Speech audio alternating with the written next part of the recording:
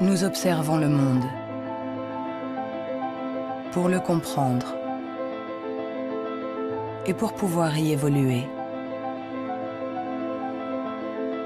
L'intelligence nous a permis de forger les outils pour comprendre l'infiniment petit et l'infiniment grand. Depuis plus d'un siècle, psychologues, biologistes, généticiens et neuroscientifiques la dissèquent, l'analysent, la mesurent. Nous avons inventé les ordinateurs, marché sur la Lune. Mais contrairement à ce que nous pourrions croire, notre intelligence individuelle n'augmenterait pas. Aujourd'hui, la science explore les différentes facettes de notre intelligence. Mais les scientifiques savent-ils vraiment ce qu'est l'intelligence ?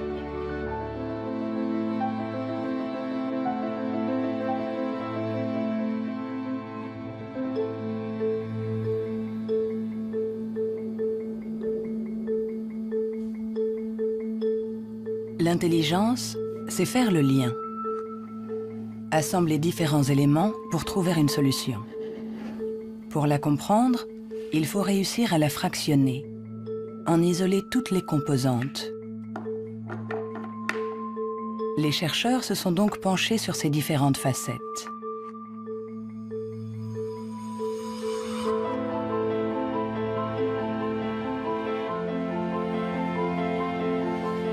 Pour mesurer l'intelligence, une des premières idées a été de mesurer la vitesse à laquelle le cerveau réagit.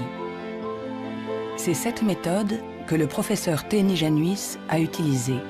Il a comparé notre temps de réaction avec celui de nos ancêtres. Et les résultats de son étude ne sont pas en notre faveur.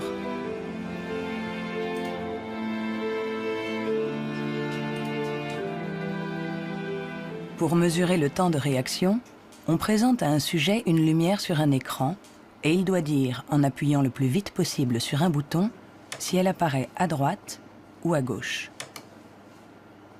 Ce n'est donc pas un réflexe, mais une information simple que notre cerveau doit traiter.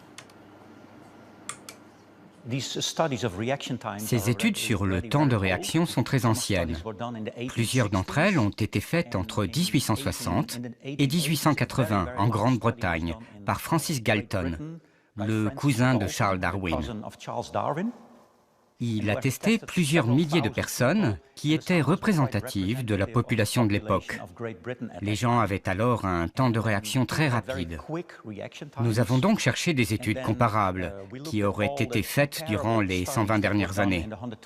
Et nous en avons trouvé une quinzaine.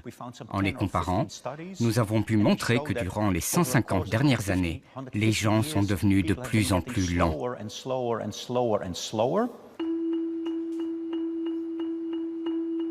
Pour le professeur Teni Januis, intelligence égale vitesse.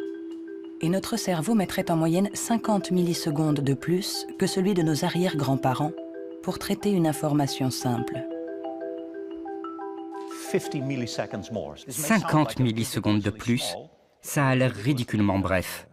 Mais quand on pense aux milliers de décisions que nous devons prendre chaque jour, si vous êtes un tout petit peu plus lent pour chaque décision, ça peut avoir des conséquences très importantes. Le professeur Teni Januis est convaincu que nous sommes moins intelligents qu'au XIXe siècle.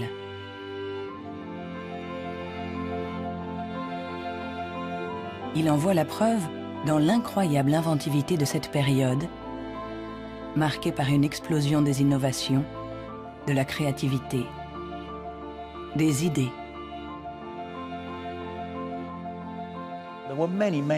Il y a eu énormément de fantastiques innovations au XIXe siècle. Des études ont montré que le nombre d'inventions par habitant était 4 fois plus important qu'aujourd'hui. Le professeur Teni Januis pense que notre intelligence est en panne. Elle décline depuis au moins 150 ans.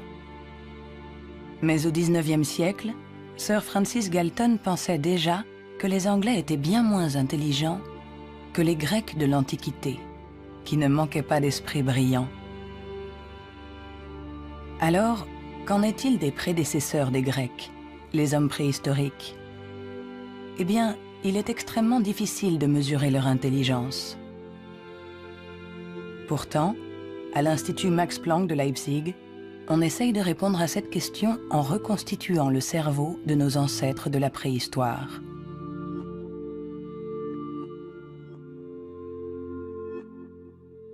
La paléoneurologie, c'est une science très très frustrante, puisque son objet, j'allais dire, quasiment n'existe pas. On n'a pas de cerveau fossile.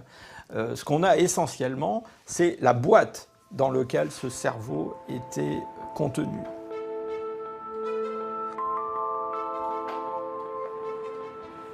En comparant notre cerveau avec celui des hommes préhistoriques, les scientifiques se sont aperçus qu'il y avait des différences. Des différences de forme, mais aussi des différences de taille. Certains hommes préhistoriques avaient un cerveau plus grand que le nôtre. Quand on sait que tout ce que nous sommes, tout ce que nous pensons, nos souvenirs, notre personnalité, nos émotions, notre langage, tout dépend essentiellement de cet organe, alors est-ce que l'intelligence est directement liée à la taille? Il serait naïf de penser que il n'y a pas de lien entre la taille du cerveau et la complexité des comportements, entre guillemets, l'intelligence. On le voit dans le monde animal, hein, les animaux qui sont les plus intelligents, en particulier les cétacés, certaines formes de dauphins par exemple, sont des formes qui, dans le monde animal, ont de très grands cerveaux, un grand nombre de neurones. On retrouve chez eux quelque chose qui rappelle ce qu'on trouve chez les primates, les grands primates, et chez l'homme. L'évolution a fait croître la taille de notre cerveau pendant 2 millions d'années, pour atteindre son maximum il y a 15 000 ans environ.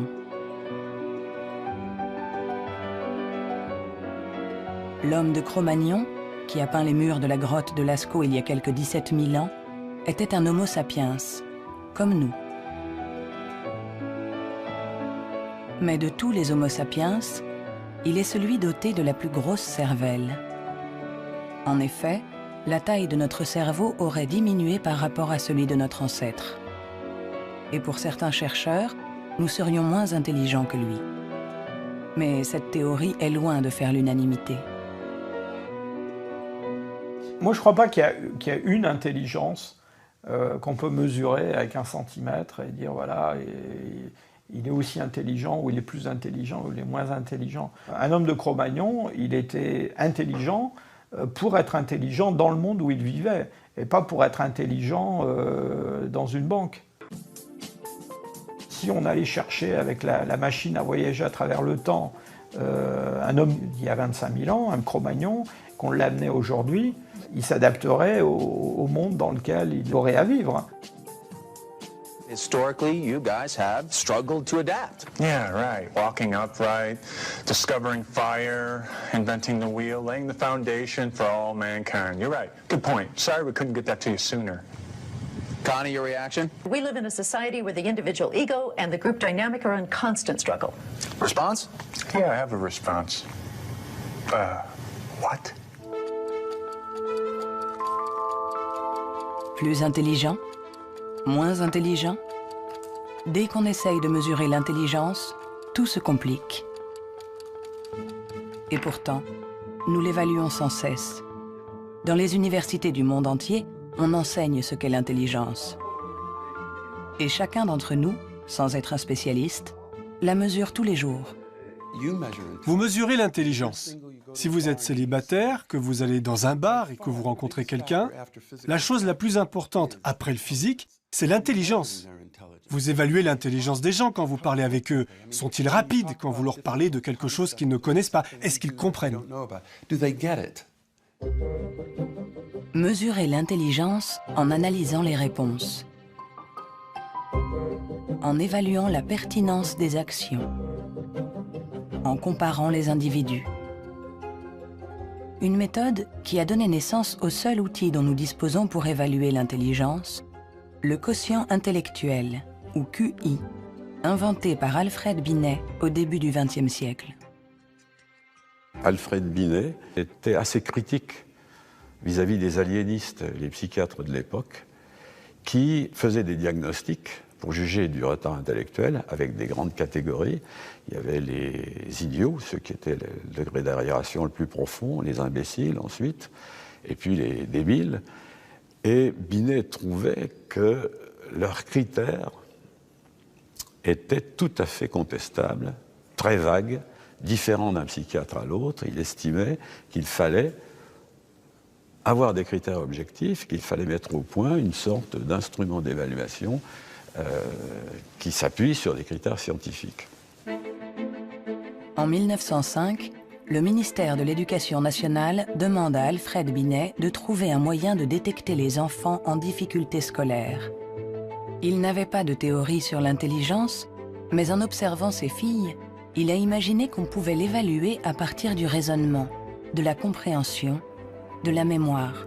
Ce qu'il a cherché à faire, finalement, c'est à trouver pour chaque âge les problèmes qui sont caractéristiques de cet âge. Par exemple, en leur présentant une image, en leur demandant qu'est-ce que ça représente. Alors, il avait remarqué que les enfants de 3 ans énumèrent ce qu'il y a dans l'image. Il y a un monsieur, une dame, un banc, un arbre. Que vers 7-8 ans, ils la décrivent, l'image. C'est un monsieur et une dame qui sont assis sur un banc. Et puis, vers 12 ans, ils l'interprètent. Ce sont des malheureux, ou le monsieur est malade, des choses de ce genre. C'est ainsi que Binet met au point avec Théodore Simon le premier test d'intelligence. Le QI classique, ou en âge mental, est né. C'est le rapport entre l'âge mental, donné par le résultat du test, et l'âge réel de la personne. On multiplie ce chiffre par 100 pour obtenir le QI. Si un enfant de 10 ans réussit les épreuves des enfants de 12 ans, alors il sera en avance et il aura un QI de 120. L'idée, ça a été de rapporter la performance d'un individu à la performance de ceux qui lui sont comparables, c'est-à-dire qui sont exactement dans la même catégorie d'âge, de la même culture, etc. Et on va avoir évidemment toute la distribution, toute la répartition des scores dans le test à un âge donné. Le QI, c'est juste la position d'un individu par rapport aux performances des gens qui sont comme lui, c'est-à-dire qui ont le même âge que lui. Nous accordons au QI un pouvoir exagéré, parce qu'il prétend évaluer cette qualité si particulière qu'est l'intelligence. Difficile dès lors de résister à la tentation de s'évaluer, de se comparer. Ce qui est un peu catastrophique, c'est ce qu'on voit actuellement sur des sites internet où on vous permet de calculer votre QI. Et alors je pense que des gens, ils font ça, ils se retrouvent avec un chiffre, et ils vont l'interpréter, si par exemple ce chiffre n'est pas bon, en se disant qu'ils ne sont pas intelligents. C'est absolument ridicule et catastrophique. Le 2. Il est ridicule de croire qu'un chiffre peut résumer quelqu'un. Le 4. Le 3. Les vrais tests de QI se font chez des psychologues agréés. Le 2. Car il faut savoir les interpréter en les mettant en rapport avec le passé d'un individu, son présent. Le 2 ou le 3. Sa personnalité. Le QI permet d'évaluer l'intelligence, de comparer les individus. Mais nous permet-il de savoir si notre intelligence a évolué depuis que Binet l'a inventé il y a plus d'un siècle? Réussissons-nous mieux aujourd'hui les tests de QI? C'est en Nouvelle-Zélande qu'on a apporté pour la première fois une réponse à cette question. C'est ici que James Flynn a fait une découverte surprenante que les scientifiques du monde entier ont baptisé l'effet Flynn. L'effet Flynn, c'est la découverte que pour toutes les nations qui sont entrées dans l'ère industrielle, il y a eu des gains importants dans les tests de QI. J'ai regardé tous les types de tests de QI dans 40 pays, comme en France, en Hollande, en Norvège, partout où il y avait des appelés au service militaire. On leur donnait exactement le même test chaque année, et les gains sont évidents. Il y a 1 ou 2 générations, les gens avaient en moyenne 30 réponses justes sur 60, alors qu'aujourd'hui, ils en ont 45.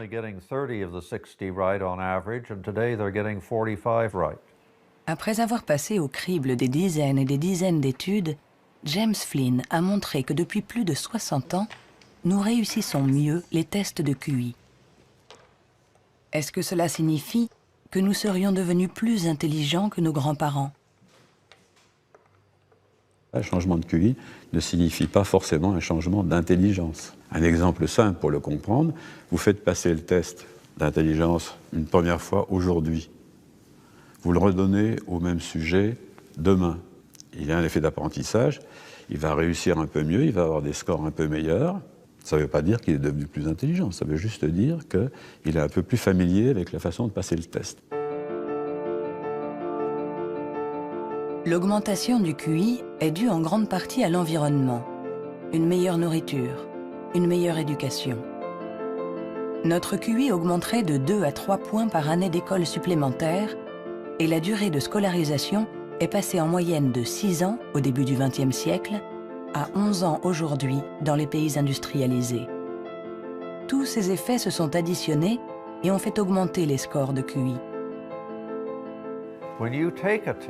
Quand vous passez un test aujourd'hui, vous y êtes préparé dans la mesure où toute une série de facteurs vous ont donné la capacité d'utiliser votre logique de manière abstraite.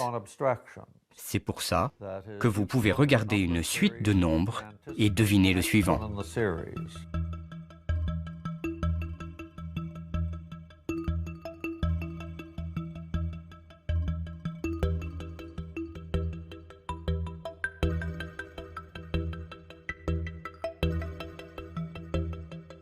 Avec l'intelligence, il ne faut pas se fier aux apparences.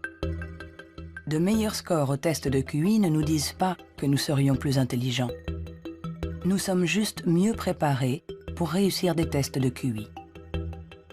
Notre intelligence est comme un muscle que nous avons entraîné pour en exprimer tout le potentiel.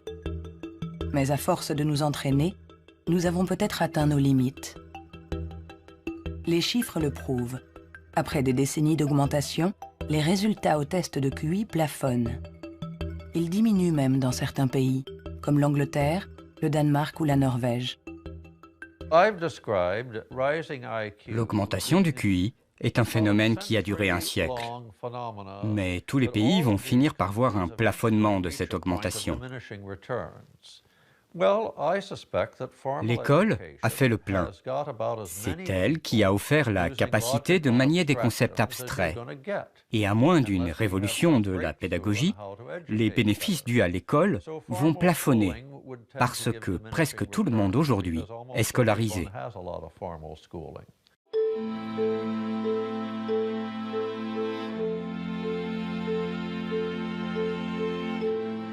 Un QI qui stagne.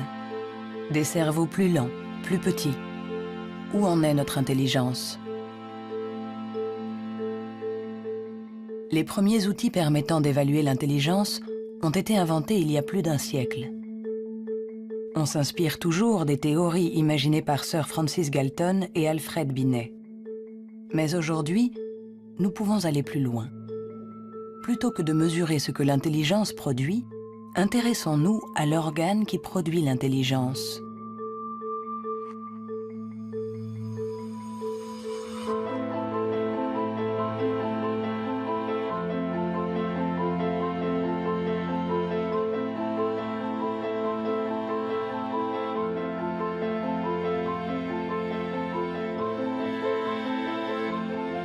Richard Ayer est psychologue et neuroscientifique à l'Université de Californie, Irvine. Depuis plus de 30 ans, il essaie de savoir à quoi ressemble un cerveau intelligent. Grâce aux progrès faits par l'imagerie cérébrale ces dernières années, il cherche, avec son collègue le professeur Rex Jung, où, dans le cerveau, se niche l'intelligence. Nous regardons le cerveau de Richard Ayer, un très joli cerveau. Le docteur Ayer est une personne brillante, intelligente, et nous voyons toutes les régions qui sont le support de son intelligence.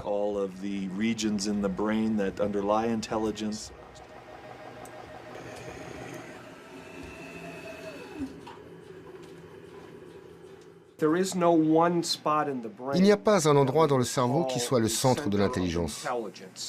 Les gens pensaient qu'il y avait un centre de l'intelligence à l'avant. Mais les recherches ont montré que lorsqu'on fait des tests d'intelligence à l'intérieur d'un scanner, on peut voir que la communication entre l'avant et l'arrière est très importante pendant que l'on résout les problèmes. Le professeur Ayer a été l'un des pionniers dans l'utilisation des techniques de neuroimagerie moderne. Sa première étude date de 1988. On n'avait alors jamais utilisé ces outils dans les recherches sur l'intelligence. On a trouvé des zones du cerveau qui s'activaient quand les gens passaient des tests d'intelligence. Mais le choc, la surprise, c'était que plus ces zones étaient actives, moins les résultats du test étaient bons. C'était à l'opposé de ce qu'on attendait. À chaque fois qu'en science, on a un résultat à l'opposé, c'est vraiment intéressant.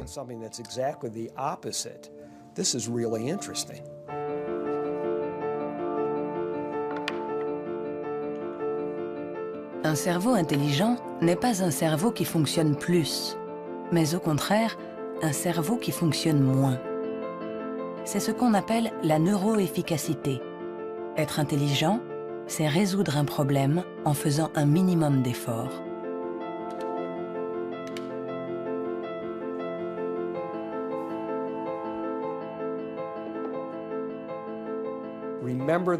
Souvenez-vous de la première fois que vous avez conduit une voiture.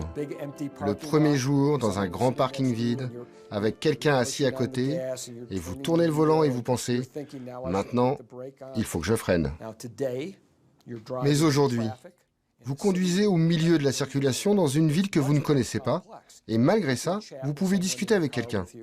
Votre cerveau est bien plus efficace pendant que vous conduisez. Donc, les hauts niveaux d'intelligence ne sont pas forcément liés à un cerveau qui travaille plus, mais à une transmission plus efficace de l'information entre les zones importantes du cerveau. Lorsqu'on pense à un processus aussi complexe que l'intelligence, il faut imaginer que le cerveau est comme un orchestre avec différentes sections. Mais le vrai mystère, c'est comment ces sections interagissent. Parce que pour autant que nous le sachions, il n'y a pas de chef d'orchestre. Si le cerveau est un orchestre, alors l'intelligence est la musique.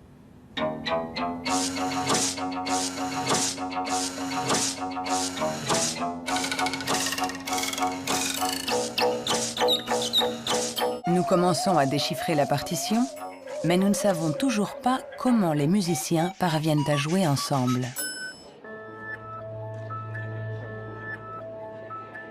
À l'université de la Sorbonne, le professeur Olivier Houdet est à la recherche de ce chef d'orchestre. Pour le trouver, il mesure l'activité électrique du cerveau pendant que des enfants résolvent des problèmes.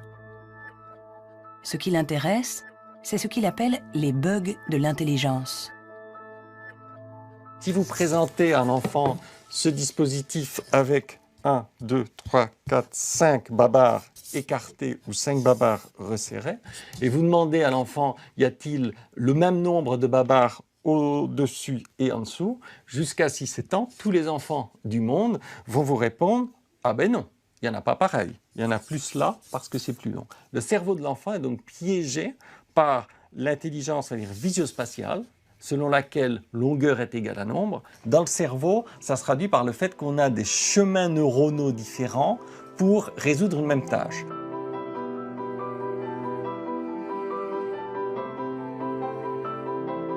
Compter ou mesurer.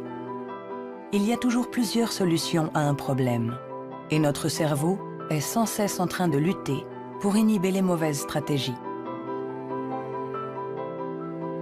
Nous, ce qu'on montre ici, et c'est ça la découverte et l'originalité de notre laboratoire, est que l'inhibition, c'est sans doute le processus clé et positif de l'intelligence, parce que c'est elle qui nous permet de résister à nous-mêmes, en quelque sorte. Résister à nous-mêmes, c'est apprendre à contrôler les interférences qui viennent perturber notre intelligence. Le test de Stroop est une des méthodes pour observer ces interférences. Il consiste à donner la couleur d'un mot, mais attention, sans le lire. Bleu, jaune, rouge, jaune, vert, rouge, vert, vert, rouge, vert, jaune, jaune, rouge, jaune, jaune, rouge. jaune, rouge, jaune, jaune, rouge, vert, rouge, jaune, bleu.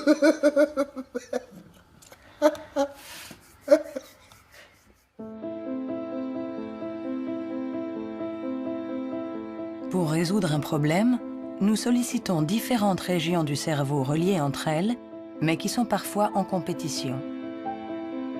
Mais comment ces différentes zones communiquent-elles? C'est ce à quoi s'intéresse le professeur Douglas Fields à l'Institut national de la santé de Washington.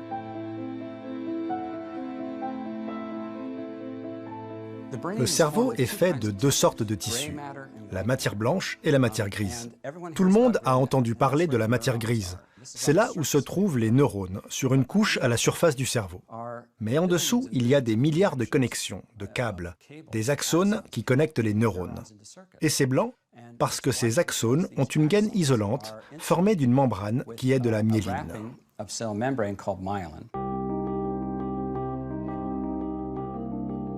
La myéline entoure les axones, permettant aux informations de circuler de manière rapide et efficace dans le cerveau.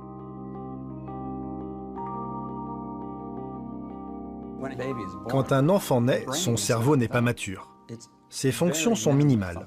Un bébé ne peut quasiment rien faire. Il ne peut pas se nourrir, il ne voit pas vraiment, il ne sait pas marcher ni redresser la tête. C'est parce que notre cerveau est façonné en permanence par notre environnement. Et une des choses les plus intéressantes avec la myéline, c'est qu'elle se forme après notre naissance. La myéline est essentielle pour que l'information circule de manière efficace dans le cerveau. Elle est donc essentielle pour notre intelligence. Mais aujourd'hui, la formation de la myéline est perturbée. Barbara Demnex, endocrinologue au Muséum d'histoire naturelle de Paris, a montré comment notre intelligence est menacée par un des fléaux majeurs du XXIe siècle, la pollution. Quel que soit l'endroit où vous vivez dans le monde, vous allez être exposé à des centaines de produits chimiques qui vont interférer avec l'hormone thyroïdienne. Cette hormone est produite par la glande thyroïde qui se trouve à la base du cou chez l'homme. Elle est nécessaire au développement du cerveau depuis les premières étapes du développement du fœtus jusqu'à un âge plus avancé, comme le mien, pour assurer le maintien de fonctions, comme la myélinisation. L'Autorité européenne de sécurité des aliments a analysé 297 pesticides. Plus d'une centaine d'entre eux perturbent le fonctionnement de l'hormone thyroïdienne. Tout comme le bisphénol A, les PCB, les retardateurs de flamme. Des produits chimiques avec lesquels nous sommes en contact tous les jours. L'équipe de Barbara Demnex a montré qu'ils ont la particularité de bloquer les récepteurs spécifiques de l'hormone thyroïdienne sur chacune des cellules de notre cerveau. Et les effets sont considérables. Ce sont des preuves solides. On a regardé, les scientifiques ont regardé, les niveaux d'exposition chez les femmes qui ont des enfants. On a comparé différents niveaux d'exposition et on a vu que les niveaux les plus élevés étaient associés à une perte de 5 à 6 points de QI chez leurs enfants. C'est vrai que la plupart d'entre nous ne voient pas la différence, mais il est évident que 5 points de QI en moins peuvent faire une grande différence pour votre réussite scolaire ou votre réussite dans la vie. Et le simple fait de le savoir est vraiment troublant pour les parents.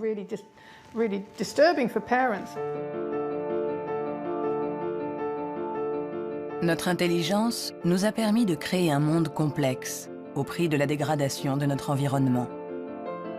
Et nous pourrions en payer le prix si cette dégradation perturbe la formation de notre cerveau, en agissant sur la myéline par exemple.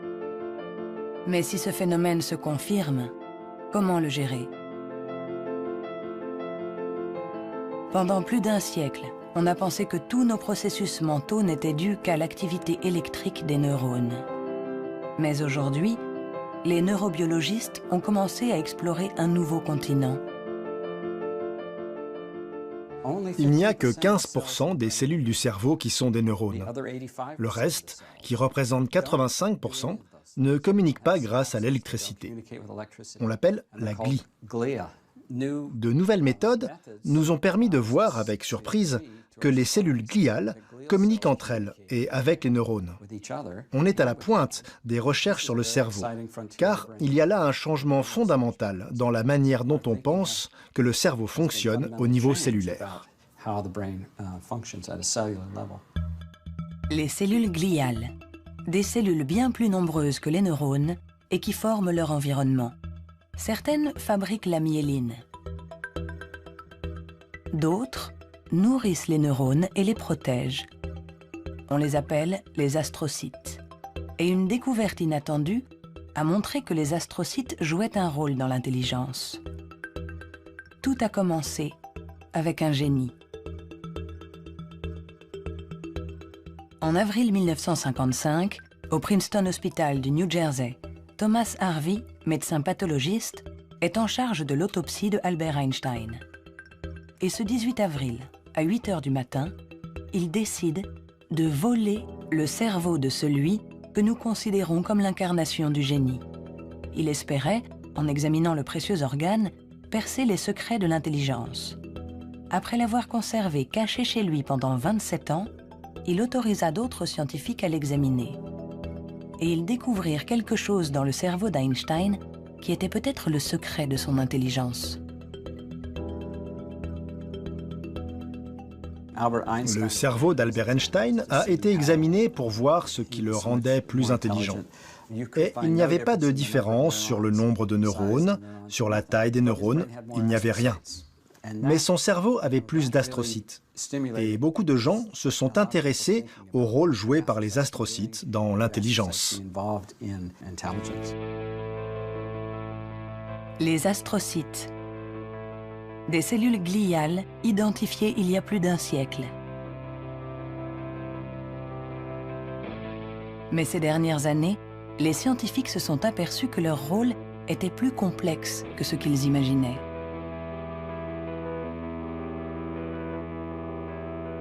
Les astrocytes servent à beaucoup de choses. Ils contrôlent les synapses, ils contrôlent le flux sanguin dans le cerveau, ils nourrissent les neurones, ils réagissent aux blessures.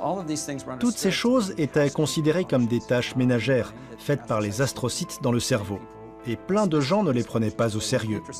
Jusqu'à ce qu'on réalise que ces tâches ménagères font que l'astrocyte contrôle le neurone.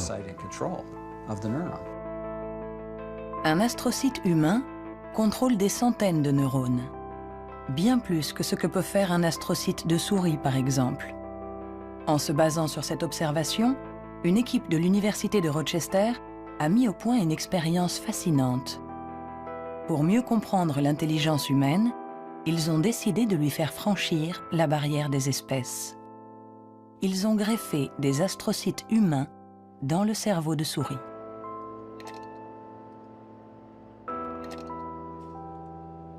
Nous avons effectué des greffes des astrocytes humains chez la souris. Et la greffe, littéralement, envahit tout le cerveau. Quand on regarde, par exemple, à l'âge de 1 mois après la greffe, on voit que la greffe est très discrète à l'endroit presque où on a greffé les cellules. Si on revient 1 an plus tard, tout le cerveau devient greffé On remplace littéralement toutes les cellules par des cellules humaines. On s'est rendu compte que ces souris sont plus aptes à avoir une meilleure mémoire et un meilleur apprentissage que les souris non greffées. Pour tester les capacités de ces souris au cerveau modifié, les chercheurs les ont placées dans un labyrinthe. Résultat, les souris greffées trouvent la sortie 2 fois plus vite que les souris non greffées. Cette expérience ne laisse plus la place au doute. Les astrocytes contribuent à favoriser la mémoire et l'apprentissage. Ils jouent un rôle clé dans notre intelligence.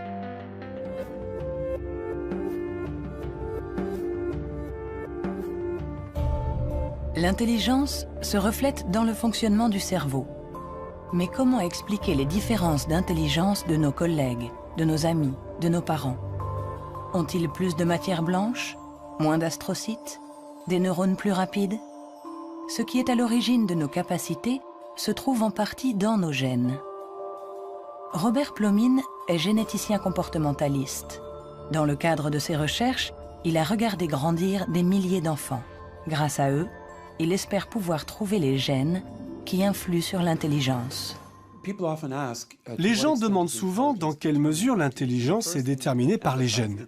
Mais tout d'abord, il faut insister sur le fait que le mot « déterminer » n'est sans doute pas le bon. On devrait dire « influencer ». C'est comme pour la taille, elle est liée aux gènes, mais pas déterminée par eux. Si vous êtes grand, il est probable que vos enfants seront plus grands que la moyenne. Mais s'ils sont mal nourris ou s'ils sont malades, ils seront peut-être plus petits.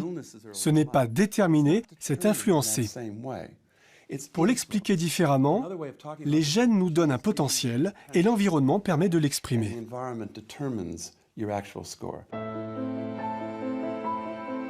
Pour comprendre les relations complexes entre gènes et intelligence, Robert Plomine fait passer des tests à des milliers de jumeaux. Les vrais jumeaux ont ceci de particulier que ce sont des clones. Ils partagent exactement les mêmes gènes. Ils sont identiques en tout point. Mêmes cheveux, mêmes yeux. Mais ont-ils les mêmes résultats au test d'intelligence? La réponse est oui. Leurs résultats sont plus proches que ceux d'un frère et d'une sœur. C'est la preuve que même s'ils ne sont pas les seuls déterminants de l'intelligence, les gènes jouent un rôle crucial. La plupart des pays dans le monde, plus de 100 pays, disposent maintenant de registres de jumeaux, car ils reconnaissent l'importance de la méthode des jumeaux pour estimer l'influence des gènes. La prochaine étape de nos recherches est d'essayer de trouver les gènes responsables de l'intelligence. Pour cela, Robert Plomine utilise des puces à ADN capables de détecter plus d'1 million de marqueurs génétiques. En comparant l'ADN de tous ceux qui ont eu de bons résultats au test, il cherche à voir si certains gènes apparaissent plus fréquemment. Mais l'identification précise de ces gènes s'est révélée beaucoup plus compliquée que ce qu'il espérait.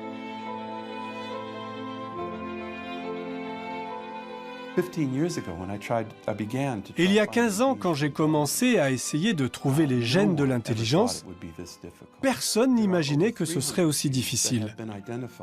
On a identifié plus de 300 gènes qui influent sur l'intelligence. Et le problème, c'est qu'on en a identifié seulement 1%.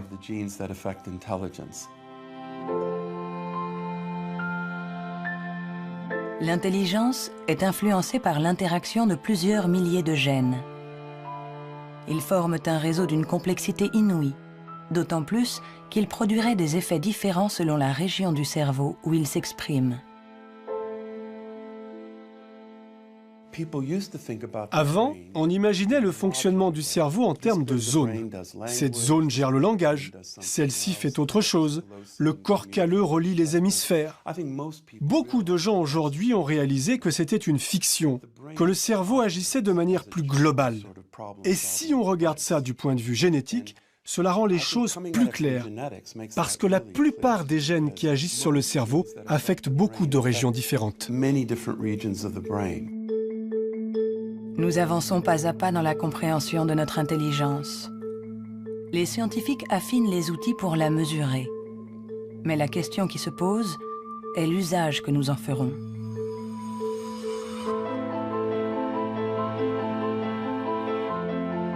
L'intelligence est ce qui prédit le mieux notre niveau d'étude, notre emploi.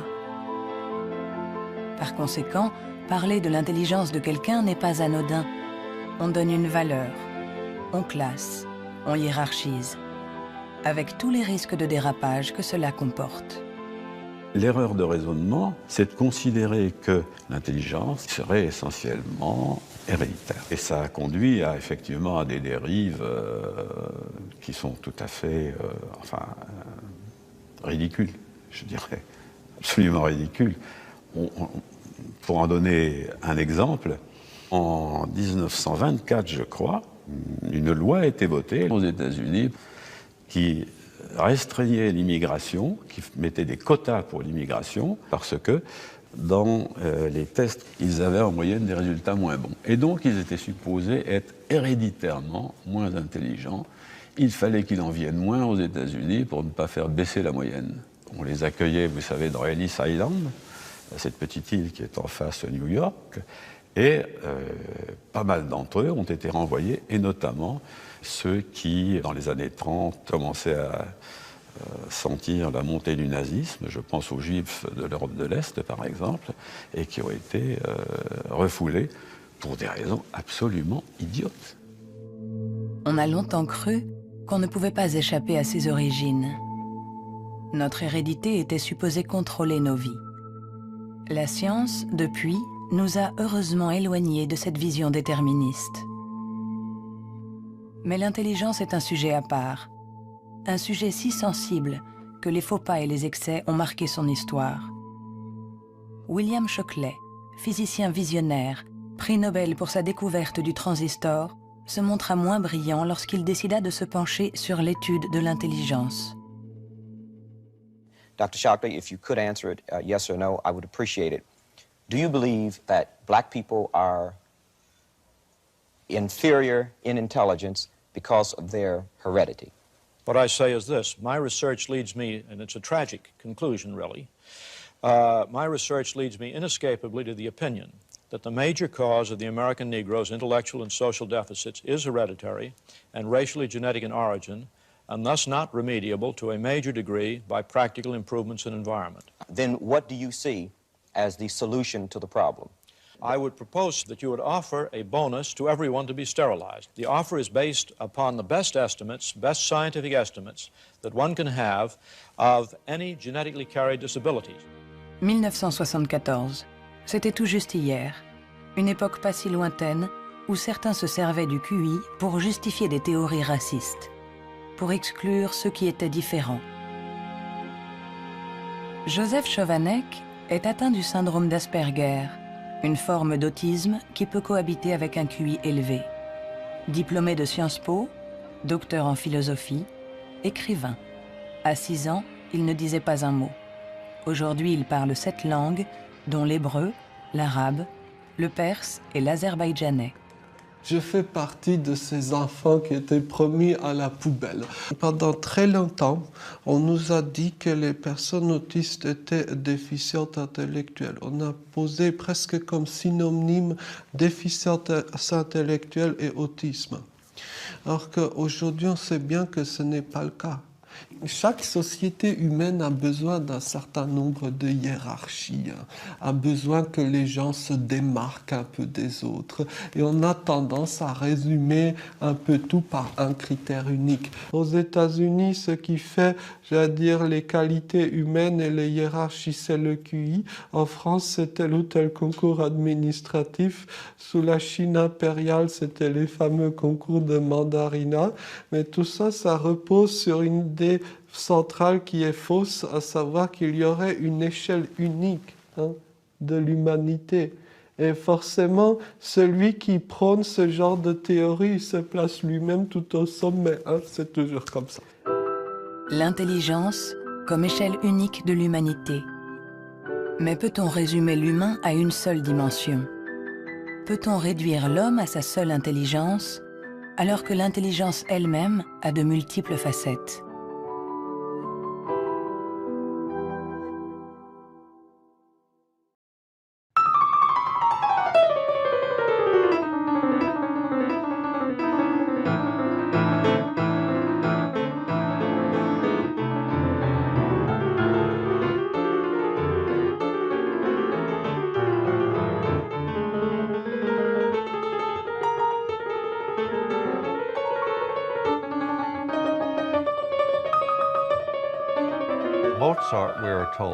Mozart, dit-on, pouvait avoir à l'esprit une symphonie en entier.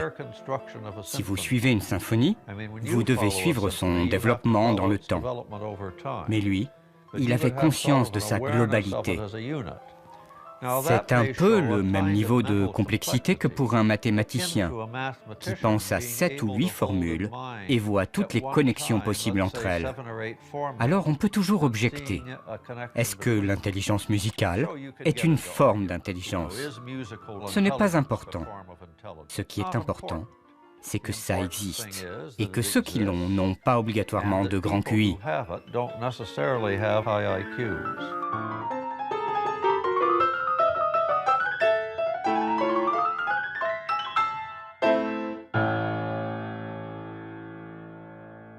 Il y a eu toujours une résistance à considérer qu'il y avait des formes d'intelligence différentes et une espèce de propension à vouloir déterminer un QI général, ce qui voudrait dire qu'on a une intelligence unidimensionnelle, voilà, et vous êtes plus ou moins haut sur cette dimension. Et la conception contradictoire, c'est qu'il y a plusieurs formes d'intelligence et en réalité, vous pouvez être assez haut sur une des dimensions de l'intelligence, sur un de ses aspects, et puis assez bas sur un autre. Le débat est aussi ancien que les premières études sur l'intelligence. En effet, les scientifiques se sont aperçus que quelle que soit la méthode utilisée, ils n'arrivaient pas à évaluer l'intelligence avec une échelle unique.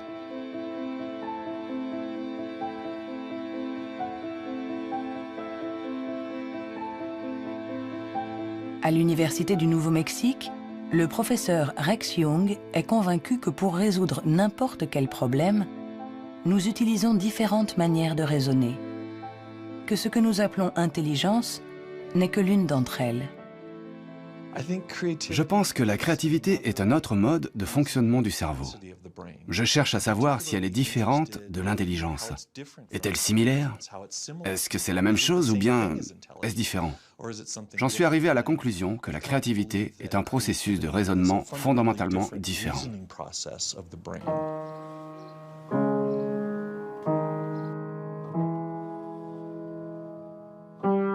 Déchiffrer une partition, c'est être intelligent en utilisant nos connaissances.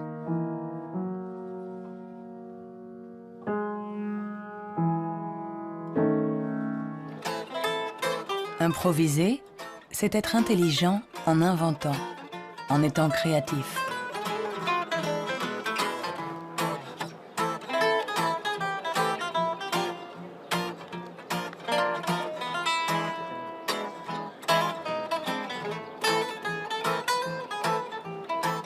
Un musicien peut être à la fois intelligent et créatif. Un sujet d'étude idéal.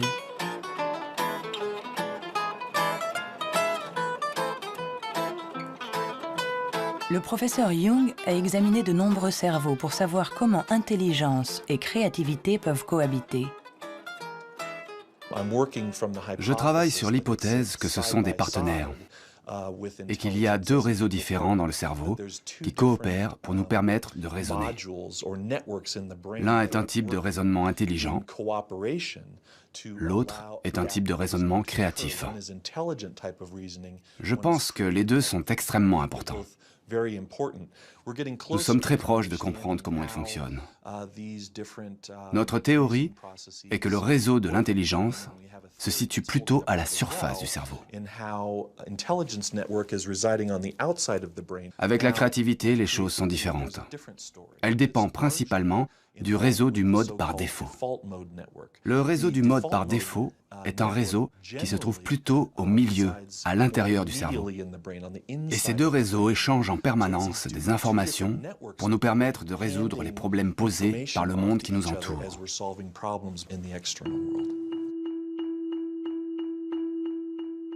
Nous avons tous expérimenté cette sensation d'une idée surgissant de nulle part avec la force de l'évidence.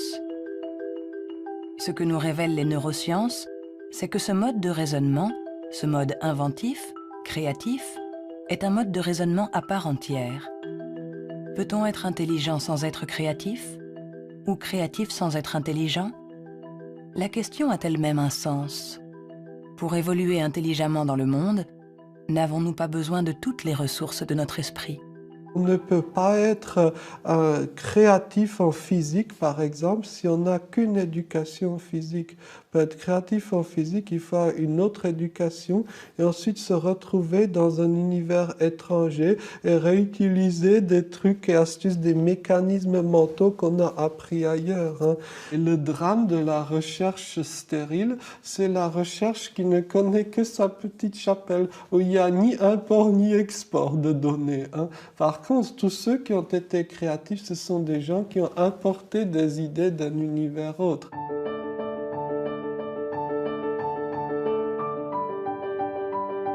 Les liens se tissent, le tableau se dessine.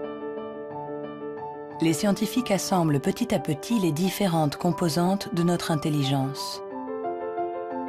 Mais le monde évolue, et l'intelligence aussi. Notre cerveau est en permanente évolution. Il permet à notre intelligence de s'adapter aux problèmes que nous devons résoudre, aussi multiples et variés que nous pouvons l'être. Quand j'étais enfant, je savais que je ne fonctionnais pas comme les autres. J'avais cette conscience-là. Cela m'a donné à réfléchir et cela m'a amené à imaginer le monde pluriel. Imaginez le monde où il n'y a pas un seul axe, que ce soit de classement ou de valorisation, mais un grand nombre d'axes. Et je dis, la vraie intelligence du monde, n'est-ce pas de savoir réfléchir de façon plurielle, de savoir prendre en compte plusieurs grilles de compréhension du monde et non pas une seule. Le rôle de la science n'est peut-être pas de dire si nous sommes plus ou moins intelligents que nos voisins ou que nos ancêtres, mais de nous aider à comprendre comment notre cerveau fonctionne.